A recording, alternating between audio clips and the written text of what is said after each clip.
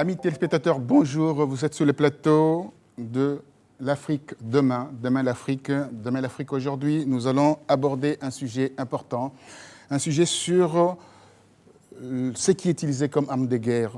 L'Afrique, une zone de guerre. Le viol est utilisé comme arme de guerre en relation avec les minerais du sang que les multinationales cherchent et bien entendu exploitent, surtout dans la zone de Grand Lac. Pour en débattre, nous avons deux candidats qui viennent de loin. À ma droite, Madame, Son Excellence, Madame Justine Poyo Kassavobou. Vous êtes ministre résident, ambassadeur honoraire à Bruxelles, Belgique. Vous venez de la Belgique. Donc on voit d'ailleurs, vous avez paré sur votre tête le drapeau belge, il me semble bien. C'est tout à fait involontaire. C'est tout à fait involontaire. À ma gauche, nous avons le docteur Georges Aloula, qui est candidat aux élections présidentielles en RDC en 2016. Vous venez de Washington. Alors, Washington, quand on parle de Washington, de multinationales, on va aborder ce sujet-là tout de suite. Je commence par notre ambassadeur. Madame l'ambassadeur, dites-moi, qu'est-ce qui se passe réellement en RDC par rapport au viol qui est utilisé comme arme de guerre avec au moins entre 5 à 8 millions de morts aujourd'hui en RDC. Qu'est-ce qui se passe réellement? Bon, écoutez, je crois que c'est une très très bonne question, mais ça nous plonge directement dans la problématique de la géopolitique et surtout dans la problématique aussi de l'émancipation de nos pays. Lorsque vous dites que l'Afrique et particulièrement la RDC, zone de guerre, observons tout d'abord qu'en Afrique et encore moins en RDC, on fabrique des armes. Donc les armes viennent bien des pays développés, donc la communauté internationale est directement impliquée. Alors ces guerres que nous n'avons jamais souhaitées, il faut tout de même constater que ça s'appuie sur effectivement la richesse de nos contrées. Et nous pourrions même ici faire un parallèle entre la situation politique de nos pays, la situation chaotique, la déstabilisation de nos pays. Et si vous prenez le cas du Congo, c'est tout à fait alarmant. On parle de cette guerre, on parle de la violation massive des droits de l'homme, on parle du viol des femmes, mais on ne pointe pas les commanditaires de ces massacres, les commanditaires de cette déstabilisation. Et moi, je vais le faire ici. C'est-à-dire que c'est quand même le Rwanda qui est instrumentalisé par la communauté internationale pour perpétrer ces guerres, pour perpétrer cette déstabilisation de la République démocratique du Congo. Alors, vous savez, quelle a été la stratégie? Vous avez fait référence à ma participation au gouvernement de M. Laurent Désiré Kabila. Il faut se souvenir qu'il est arrivé avec l'aide des Rwandais et des Ougandais. Et quelle était la stratégie de nos agresseurs, de ceux qui occupent notre pays aujourd'hui? Eh bien, c'était tout simplement d'occuper le Congo, de faire régner l'empire Tutsi et puis de vendre à la communauté internationale le génocide parce qu'évidemment, il fallait cultiver la culpabilité de la communauté internationale par rapport à ce qui s'est passé au Rwanda. Et donc, c'est-à-dire le génocide de Rwanda de 1994. Bien sûr, il y a quand même un bénéficiaire de ce génocide, il ne faut quand même pas se le cacher. Et donc, Kagame a mis une politique de pouvoir occuper notre pays, mais par les rébellions, donc en organisant à répétition des rébellions, de manière à ce que toutes ces rébellions puissent massacrer notre population et puissent aussi diminuer les effectifs démographiques de notre pays, de manière à ce que l'occupation devienne effective et naturelle. Et donc, ce qui était possible par les rébellions pouvait donc permettre cette infiltration, cette occupation. Et lorsque les rébellions devaient accuser un certain déficit d'efficacité, eh bien, on devait maintenant perpétrer des viols, massacres des femmes et donc diminuer le taux de fécondité des femmes congolaises de manière à ce qu'il y ait moins de Congolais à l'avenir pour qu'on puisse mieux implanter la politique Tutsi donc, à l'avenir. Et donc, c'est notre congolité qui souffre aujourd'hui. Votre congolité qui souffre aujourd'hui. Alors, Monsieur Aloula, quand on regarde l'étude du GIEC, un groupe de recherche sur le Congo, on peut s'en apercevoir qu'il y a plus de 65 rébellions, groupes armés en RDC. Comment on peut imaginer cela, 65 groupes armés? Les groupes armés qui sont là sont directement ou indirectement liés à toutes les grandes puissances, à toutes les multinationales dans le monde, qui cherchent à accéder aux matières premières. Donc ça veut dire que avec cette situation de déstabilisation, on vide nos territoires, comme vient de l'indiquer l'ambassadeur Poyo Kasavubu. On vide nos territoires, on remplace dans ces territoires, là où les maisons ne sont pas brûlées totalement par la population Tutsi ou des populations rwandaises, qui fait qu'avec ces troubles, on vide les endroits pour pouvoir faire de l'exploitation minière, envoyer les ressources comme le coltan sur le marché à travers Kigali et Kampala, ce qui fait qu'aujourd'hui, le coltan qui est distribué sur la terre entière sort de la RDC pratiquement gratuitement pour ces multinationales qui font des intérêts. Comme on peut le téléphone. Je montre ce téléphone parce que ça représente le sang congolais, le sang du peuple congolais, près de 12 millions de morts. Les chiffres, ce que le Congo est en train de vivre, c'est un génocide. Avec toutes les tueries que nous sommes en train de vivre en RDC, c'est un véritable génocide. Le président de la République démocratique du Congo, Joseph Kabila, n'a fait aucune mention de ces génocides, alors que Paul Kagame, avec 800 000 morts, a fait un grand marché à travers la terre entière. Son fonds de commerce. Son fonds de commerce. Et nous, 12 millions de morts, c'est pour ça que je montre ce téléphone pour dire qu'avec plus de 6 à 7 milliards de téléphones, et aujourd'hui, on ne va pas s'arrêter au téléphone portable dans nos véhicules, les GPS, tout ça, c'est à partir du sous-sol congolais. Donc les enjeux économiques sont très importants et la RDC, ses poumons de l'économie mondiale avec ses ressources naturelles comme l'uranium, entre autres, qui peut déstabiliser la terre entière. Et la réserve d'or de 23 000 milliards de réserves d'or. Potentiellement. Non, l'or, c'est connu, on sait. On a dit la réserve est de 23 000 milliards parce que c'est... Potentiellement, c'est une étude anglaise d'ailleurs. C'est connu. Oui. On connaît où ça se trouve. Les gens, ils n'ont pas lancé les chiffres en l'air. C'est basé sur des analyses et des études géospatiales qui permettent de définir ces volumes. Alors, vous avez des outils aujourd'hui en RDC, un outil, le rapport mapping de 2010, octobre 2010. Ces rapports vous permettent aujourd'hui de saisir de grandes instances afin que les commanditaires soient poursuivis, multinationales et les pays voisins. Comment on peut imaginer cela ? Madame, mais on peut imaginer cela tout simplement si justement ces multinationales qui quand même sont localisées dans des pays bien identifiés sont quand même un peu remises en ordre. 85 multinationales qui opèrent en RDC. Oui, c'est vrai. Et alors, moi, je pense que, justement, l'impunité, c'est parce que c'est finalement de cela qu'il s'agit. Ça ne doit pas simplement concerner les dictateurs en Afrique, mais ça doit aussi concerner la fin de l'impunité, plus exactement. Ça doit aussi concerner ceux qui viennent déstabiliser nos pays. Alors, évidemment, comment est-ce qu'on peut y parvenir? Mais d'abord, par la recherche... L'outil que vous avez, vous êtes ambassadeur, vous êtes diplomate. Par définition, quand vous avez un rapport, vous savez décrypter ce rapport. Pas comme tout le monde d'ailleurs, avec des termes assez techniques. Comment vous laissez de côté ces rapports qui peut aujourd'hui vous servir?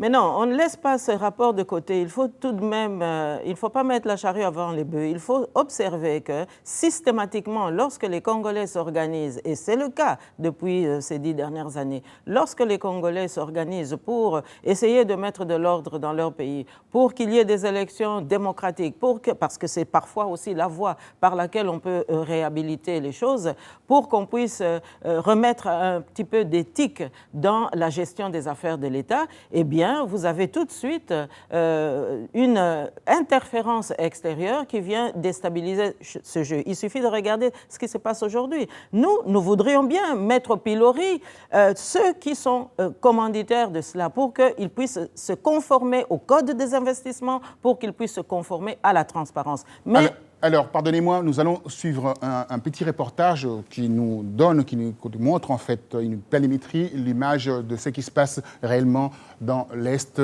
de l'Afrique, de la RDC et surtout l'Afrique subsaharienne. Suivez ces reportages. Depuis des années, les régions pétrolifères en Afrique sont le théâtre de multiples affrontements armés entre les habitants, les groupes rebelles, l'armée et la police, qui ont fait de nombreuses victimes et perturbé à plusieurs reprises les principaux secteurs d'exportation de ce continent, au profit de multinationales européennes ou américaines, ayant soif des richesses minières que possède le continent africain, trop souvent au détriment des peuples, ethniques ou habitants locaux. Mais pourquoi avons-nous besoin de ces richesses minières? Un exemple concret, le Congo. Le sous-sol congolais est riche en cobalt, matière indispensable dans l'industrie de l'électronique, la fabrication des téléphones portables ou autres ordinateurs. Aujourd'hui, il n'est plus possible de cacher à la communauté internationale le mécontentement de la population et des nouvelles générations d'Africains face à la pauvreté, à la pollution et à des mesures de sécurité musclées, ayant pour seul et unique but de plier les richesses de ce continent pour le développement économique et industriel de l'Europe et des USA. Pourtant, ces richesses considérables n'ont guère amélioré la vie de la population locale. Bon nombre de ses habitants de la région estiment que les pouvoirs publics, l'armée et les compagnies pétrolières étrangères ne font quasiment rien pour remédier à la situation. Et même mieux, la communauté internationale a plutôt intérêt à ne rien faire et à entretenir la pauvreté et les combats dans ces régions, permettant ainsi le pliage des ressources à moindre coût financier, quitte à tuer la population locale dont la vie n'a aucune valeur face au marché financier. Pour parvenir à la paix et au développement sur le continent, les Africains et leurs partenaires internationaux s'efforcent de plus en plus de rompre le lien qui existe entre conflits et richesses naturelles, en suscitant des convoitises ou en finançant des opérations militaires. Les ressources naturelles ont joué un rôle négatif dans plusieurs des guerres les plus sanglantes en Afrique. Il est difficile de réglementer l'activité minière, l'exploitation des forêts et autres industries extractives, souvent sous contrôle de groupes rebelles armés ou de mafias locales. D'après une étude effectuée en 2014 à l'Université de Québec, à Montréal, par un groupe de recherche sur l'industrie minière africaine, les politiques d'austérité économique recommandées par le FMI et la Banque mondiale pendant les années 1980 à 1990 ont généralement affaibli la capacité de nombreux États africains. Bien que ces politiques aient été en partie modifiées en vue de consolider les institutions publiques, les récentes réformes des réglementations de l'industrie minière et des investissements en Afrique ont octroyé aux sociétés minières des avantages qui ont eu tendance à favoriser la réduction de l'assiette fiscale des États, ainsi que de ses capacités de surveillance et d'application de réglementation, et, par conséquent, de sa légitimité et de sa souveraineté. Pour preuve, les anciennes colonies françaises, malgré leur indépendance, sont contrôlées indirectement par l'Élysée. Et c'est le gouvernement français qui choisit les présidents qu'il souhaite mettre en place dans ces anciennes colonies afin de protéger les intérêts de la France et de ses multinationales, justifiant la présence de l'armée française officiellement pour combattre le terrorisme, mais aussi et surtout défendre les intérêts économiques de l'Élysée. Les jeunes générations d'Africains ont bien compris le potentiel de la richesse de leur territoire et souhaitent récupérer cette manne financière.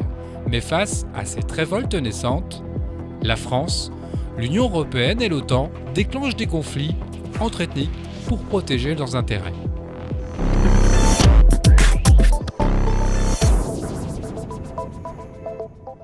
Son Excellence, Madame Justine Poyo-Kasavubu, votre réaction par rapport à ces petits documents qu'on vient de suivre?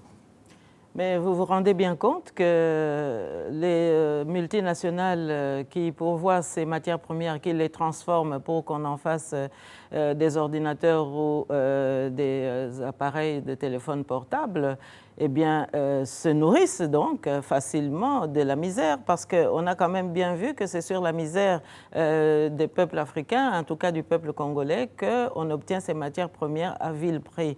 Donc ça veut bien dire que pour que ces multinationales puissent continuer à prospérer, mais c'est presque dur de le dire, elles doivent encore entretenir plus de misère encore. Alors, ça nous fait réfléchir sur la responsabilité aussi des pays occidentaux quant à cette situation. On va y revenir par rapport aux pays occidentaux, donc ce qu'on appelle, par exemple, en RDC, l'ancienne colonie, la Belgique. Oui. On va en parler. Et votre réaction par rapport à ces petits documents qu'on vient de suivre, là on voit la France qui instrumentalise les guerres, les conflits, etc. Et on peut observer par rapport à cela, d'après un dernier rapport que j'ai sous les yeux, à peu près 500 000 morts chaque année au niveau de tensions, de guerres instrumentées. Ce documentaire dit un peu de tout et qui pose le problème stratégique, qu'est-ce qu'on doit faire? Parce que c'est l'Afrique demain, tous ces jeunes Africains qui accèdent aujourd'hui à l'Internet, à la téléphonie mobile, sont plus informés que nous ne l'étions il y a une dizaine d'années. Donc on voit des groupes de jeunes pouvoir commencer à chercher à répondre à cette question. L'histoire ne doit pas oublier que la colonisation a duré pour la RDC 75 ans et qu'à partir de 1959, les trop-pleins de la souffrance et de tout ce qui s'est passé a fait que nos parents se sont levés pour dire stop. Et nous sommes sur le même point. C'est-à-dire qu'aujourd'hui, avec près de 12 millions de morts, un pays comme la RDC, il n'y a pas d'électricité, pas d'eau potable, ça devient difficile à supporter. Quand on voit les images de Beni encore récemment avec toutes ces tueries, tout Beni ça... se trouve dans l'est de la RDC, de la RDC il faudra dans les Nord Kivu. Alors, il faudra bien préciser. Ça crée un sentiment 400 morts le mois dernier. Et ça crée un sentiment de révolte, Roger, qui est totalement, difficilement à supporter. Son Excellence, son ambassadeur, dites-moi, vous êtes ministre résident à Bruxelles. Alors, Bruxelles, quand on parle de Bruxelles, le carré Schuman, là où il y a les lobbyistes, deuxième capitale des lobbyistes après New York. Alors, comment on peut dire? Par rapport à ce point aussi, de concentration. De concentration également de multinationales, et également la Belgique où vous êtes résidente. Bon, écoutez, je crois que... Qui est notre ancienne colonie d'abord. Oui. Oui, mais je crois que la vraie question, c'est de s'interroger, est-ce que la Belgique a des intérêts au Congo, lesquels? Et si ces intérêts sont des intérêts de toute la Belgique ou bien d'une certaine Belgique. Parce qu'il faut savoir que la différence entre 1960, quand nos pères fondateurs ont obtenu l'indépendance, et aujourd'hui, c'est qu'à l'époque, nous avions une Belgique unitaire, si j'ose dire. C'est-à-dire que les Flamands et les Wallons pratiquaient la même politique. Or, aujourd'hui, nous avons affaire à une Belgique fédérale, et donc vous avez les Flamands qui se détournent aujourd'hui de l'Afrique parce qu'ils voudraient aller beaucoup plus vers les pays anglo-saxons, par exemple, en fait, les pays qui étaient colonisés par l'Asie du Sud-Est, par exemple. Et donc, vous avez une pratique de la politique étrangère en Flandre qui n'est pas toujours fixée sur les mêmes intérêts que la pratique de la politique étrangère par les Wallons. Et donc, ça nous donne une incidence sur ce que nous vivons en RDC. Alors, quels sont ces intérêts qui pourraient concerner toute la Belgique? Quand on voit que des entreprises comme la Gécamine sont en déliquescence et ces entreprises faisaient qui est morcelé aujourd'hui. Voilà, et qui faisaient les beaux jours des sites de Hoboken près d'Anvers. Alors on peut se demander quels sont vraiment les intérêts que la Belgique défend encore aujourd'hui. Parce que, politiquement parlant, il y a encore une certaine Belgique qui s'intéresse à la politique du Congo, pas simplement aux intérêts économiques. Laquelle Belgique? Mais écoutez, je crois qu'aujourd'hui, nous pouvons situer parmi les entités fédérées du Royaume de Belgique aujourd'hui... Des libéraux?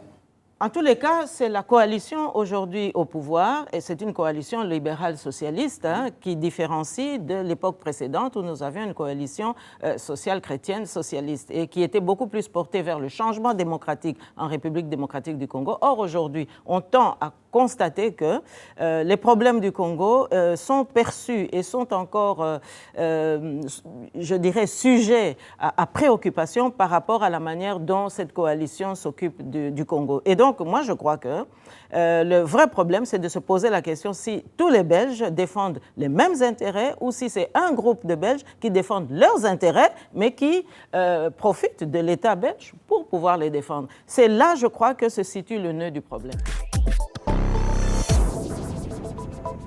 monsieur le docteur Georges Aloula, Washington, centre névralgique au niveau des affaires et au niveau aussi Maison-Blanche, etc. Alors, vous êtes lobbyiste également. Dites-moi, que faites-vous pour le Congo, là-bas à Washington? Quand j'ai parcouru les États-Unis, 2, 3, 4 rencontres en 2006, 2005, dans le cadre de ma campagne pour la présidentielle de 2006, je me suis rendu compte que j'ai parlé au mur. Quand je parlais de la RDC, c'était un inconnu. Donc, ce qui m'a poussé après à écrire ce livre en anglais, Les génocides économiques ignorés en République démocratique du Congo. On utilise le sexe comme arme de guerre. Il fallait faire savoir tout ce que le travail que le docteur Mukwege est en train de faire aujourd'hui, en me soufflant les mots qu'il faut faire quelque chose côté politique. Donc j'ai pris ça, j'ai traduit ça dans les livres et j'ai même forcé les Nations Unies à publier le rapport mapping parce que je les ai intégrés de 2010, que je les ai intégrés dans mon livre qui est sorti en 2009. Alors, le problème, c'est la solution, elle est économique. Comment on peut ignorer la RDC à partir du moment que George Bush avait des intérêts, Clinton avait des intérêts avec American Fried en RDC, dans l'est de la RDC, où on pompait, entre guillemets, passez-moi l'expression, le minerai de la RDC? La réponse est dans les silences observés dans le monde entier lorsque 12 millions de Congolais meurent, lorsque dans la capitale où il y a eu les combats à Ali Foreman en 1974, on avait de l'électricité, sinon on n'aurait jamais fait les combats à Ali Foreman à Kinshasa. Aujourd'hui, à Kinshasa, il n'y a pas d'eau potable, il n'y a pas d'électricité. Donc ce silence-là qui nous a été imposé, ou à la limite le fait de pouvoir nous tourner la tête sur toutes les catastrophes que nous avons décrites dans cette émission, il fallait parler en anglais, faire comprendre notre message à nos interlocuteurs américains et de la communauté internationale. Et votre solution pour passer la parole à son Excellence, Madame l'ambassadeur? La solution que nous avons proposée, elle est économique. On leur a dit, voilà, là où nous voulons amener le Congo demain, l'Afrique demain, on a dit, sur le plan économique, on industrialise toute la production minière du Congo, on sécurise le nucléaire congolais à partir de la RDC et on fait venir les partenaires par domaine pour pouvoir investir dans l'industrie automobile, l'électricité, dans nos pétroles, dans nos industries minières, tout ça en passant par la sécurisation du pays, l'éducation nationale, la santé. Donc il faut remettre le programme social que nous... Tout un programme social, puisqu'il faut reconstituer nos familles. Donc nous avons présenté ce programme qui a été validé par le département du Trésor et je pense que pour l'Afrique de demain, la RDC, au cœur de l'Afrique, sera le départ du boom économique que l'Afrique attend. Et ça intéresse nos partenaires américains ou du marché économique mondial. Alors, 2 minutes pour partir. Kabila, 14 ans, le président de la République de la RDC, 14 ans au pouvoir. Il y a le silence assourdissant de ces présidents. Comment il y a une complicité, il y a un compromis avec la communauté internationale par rapport à ce qui se passe dans l'Est de la RDC? Mais il y a certainement des complicités parce que tout le monde n'est pas propre non plus au sein de la communauté internationale. Ça, il faut quand même se le dire. Parce que l'article 64 dont les Congolais doivent se servir aujourd'hui pour obtenir plus de vérité, plus de droit, plus de justice, ça passe aussi par plus de transparence. Donc il faut quand même qu'on puisse un peu diagnostiquer quels sont ces intérêts qui doivent chaque fois occulter la volonté du peuple congolais lorsque ce peuple veut se déterminer. Et moi, je dis que par rapport à ce que M. Aloula vient de dire ici, sur le programme du développement économique de notre pays, nous sommes tout à fait en phase. Mais il y a une menace qui pèse sur cette espérance. Il y a une menace. Parce qu'aujourd'hui, Kagame, qui est vraiment notre occupant vraiment terrible en Afrique centrale, lui, il escompte sur une victoire de Mme Clinton aux élections américaines. Parce qu'à ce moment-là, ça voudra dire que ses amitiés avec Clinton vont de nouveau redonner cette politique néfaste que nous avons subie dans notre pays. Merci infiniment. Merci d'avoir assisté à cette émission ô combien importante concernant les implications de multinationales dans des conflits armés dans l'Afrique subsaharienne, particulièrement en RDC. C'est que nous pourrions conseiller aux Congolais de s'appuyer sur des rapports qui existent, afin de faire valoir leurs droits. Je vous dis merci, à très bientôt. Merci, au revoir. Merci Roger Bongos, merci à Presse TV. Merci à vous.